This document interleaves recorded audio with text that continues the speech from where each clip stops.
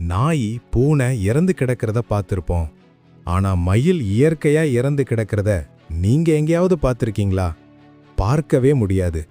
நிலைமை என்னன்னா, முருகனோட வாகனமான மயிலுக்கு தன்னோட மரண தேதி நேரம் எல்லாமே சரியா 48 நாட்களுக்கு ஒரு மண்டலம் முன்னாடியே தெரிஞ்சுதுமாம்.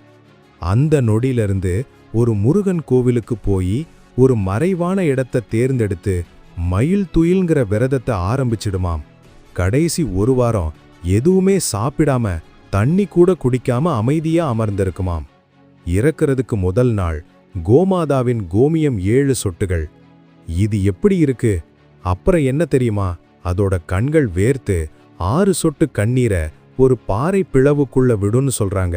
அந்த பாறை பிளக்கும். மயில் உள்ள போய் தோகையை விரிக்க பாறை அதை இருக்க முழு நாளும் ஓம் முருகான்னு சொல்லியே உயிரை விடுமாம்.